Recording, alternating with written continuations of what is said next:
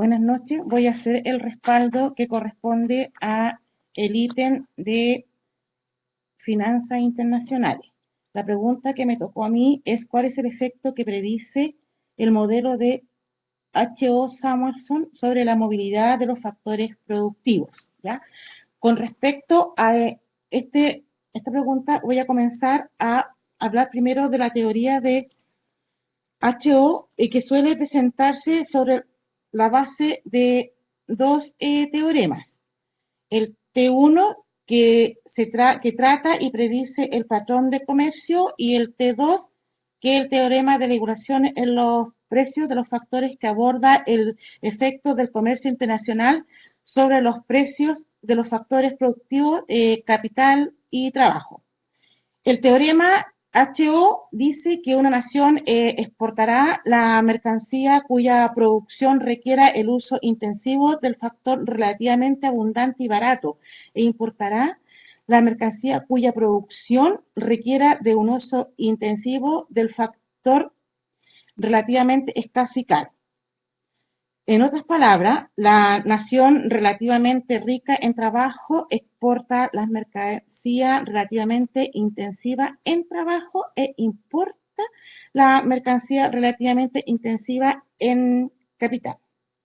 Ahora, con respecto al teorema de igualación de precios de los factores, se le conoce también como el teorema de H.O.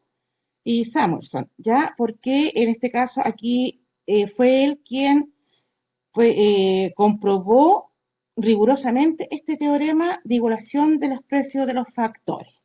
El teorema de igualación de los precios de los factores dice que el comercio internacional dará lugar a la igualación en las remuneraciones relativas y absolutas de los factores homogéneos a través de las naciones. La igualación absoluta de los precios de los factores significa que el libre comercio internacional también iguala los salarios reales para el mismo tipo de trabajo en las dos naciones, así como la tasa real de interés para el mismo tipo de capital en ambas naciones.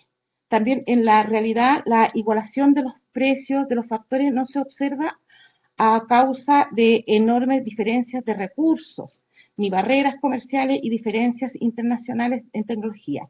El modelo de H.O. predice que el país tiene una abundancia relativa de un factor trabajo o capital. Tendrá una ventaja comparativa y competitiva en aquellos bienes que requiere una mayor cantidad de ese factor, o sea que los países tienden a exportar los bienes que son intensivos en los factores con que están abundantemente dotados. Al mencionado también se le conoce como la teoría de las proporciones. Ahora, resumiendo, los supuestos teóricos antes descritos, estos se pueden expresar como, primero, hay dos naciones, dos mercancías y dos factores de producción. Segundo, ambas naciones usan la misma tecnología en la producción. Tercero, la mercancía X es intensiva en trabajo y la mercancía Y es intensiva en capital en ambas naciones. Ambas mercancías se producen con rendimiento constante a escala en ambas naciones.